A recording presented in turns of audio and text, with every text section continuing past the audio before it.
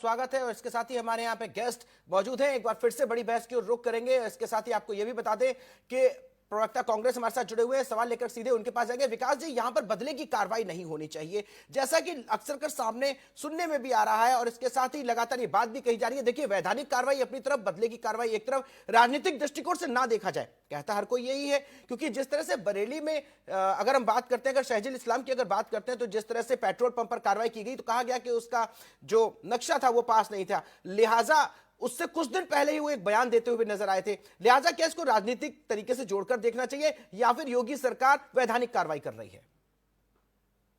ये मुझसे प्रश्न किया है जी राहुल जी। अगर वो अवैध बना था तो 5 साल तक योगी सरकार, पिछले 5 साल की 2017 से 22 तक, इस पर तुरंत योगी सरकार को कार्रवाई करनी चाहिए। योगी सरकार ही नहीं, कांग्रेस ने भी किया है। जो भी सरकार रहती थी, अवैध निर्माण उसकी जिम्मेदारी होती है उसको रोकना। उसके अधिकारी, उसका आला अफसरों ने इस तरीके के काम किए तो किसकी जिम्मेदारी बनती है? अगर योगी आदित्यनाथ जी बुलडोजर चलवाने के नाम पर अपना ताकतवर चेहरा दिखाना चाहते हैं कि हम बुलडोजर चलवाते हैं, एक तो कोई भी मुख्यमंत्री नहीं बुलडोजर चलवाता है। नगर निगम की धारा 307 का 3 धाराएं हैं, उन तीनों धाराओं के अनुपालन का जो नहीं किया जाता है, जो विरोध करता है, उसके खिलाफ बुलडोजर की कार्रवाई होती है। उसमें भी हाई कोर्ट और सुप्रीम कोर्ट, लोअर कोर्ट, किसी न किसी न्याय अदालत का फैसला होता है। उसका अनुपालन सरकार के मातहत कराते हैं। मुख्यमंत्री का ये काम नहीं होता है। मुख्यमंत्री का काम होता है हमारे मातहत ईमानदारी से अपने दायित्व का निर्वहन करें।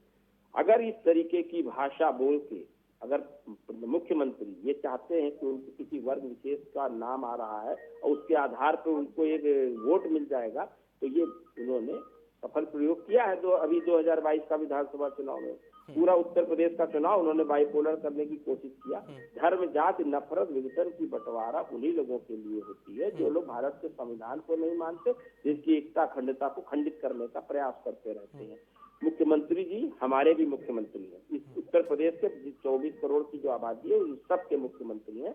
उनको धर्म, जाति, नफरत, विघटन की भाषा या उस तरीके का कोई भी व्यवहार नहीं करना चाहिए जिससे उन्माद का माहौल पैदा हो और लोगों में आपस में अपने मुख्यमंत्री के प्रति आस्था विश्वास में कमी आवे।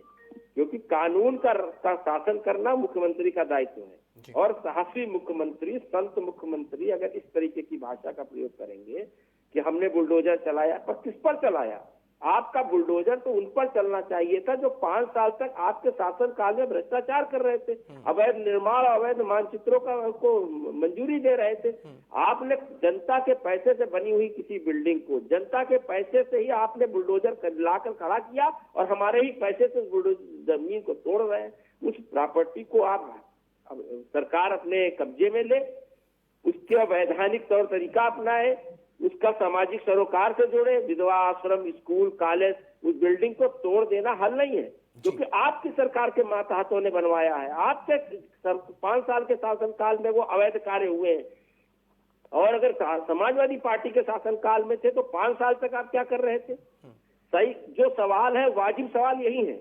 हम आपको महिमा मंडित कर देते हैं कि आप बहुत साहसी हैं, जो आज तक किसी ने नहीं किया आपने किया, पर आप कोर्ट नहीं है, कचहरी नहीं है, भारतीय संविधान के रक्षक हैं, प्रहरी हैं, ना कि आपके फैसले से बुलडोजर चलेगा और लोगों का घर गिरेगा। अगर आप ये स्टेब्लिश करना चाहते हैं, यानी भारतीय संविधान का, भारतीय कानून का सीधा सीधा ये माहौल है और जनता के बीच में आप भय का माहौल स्वयं पैदा कर रहे हैं। एज ए चीफ मिनिस्टर आप सबके फादर गार्जियन है और आपको गार्जियनशिप को जिम्मेदारी से दी गई है। आपको बहुमत मिला है, सरकार बनाया है आपने, तो आपको इस बात का भी मैसेज देना चाहिए कि हम सभी धर्म, जाति, संप्रदाय के साथ हैं। हर अमीर गरीब के साथ एक जैसा होगा। जो भारत का कानून होगा, जो न्याय होगा, उसका अनुपालन किया जाएगा। उमाशंकर जी, देखिए यहाँ पर प्रवक्ता कांग्रेस विकास श्रीवास्तव ने कहा कि सरकार अगर भय का माहौल बनाएगी तो निश्चित रूप से स्वीकार्य नहीं होगा। तो क्या सरकार बैलेंस बनाने की यहाँ पर कोशिश कर रही है कि भय का माहौल न बन पाए, इसलिए मुख्यमंत्री को आगे आना पड़ा और साफ तौर पर कहना पड़ा कि गरीबों के झोपड़ों पर कोई कार्रवाई नहीं की जाएगी?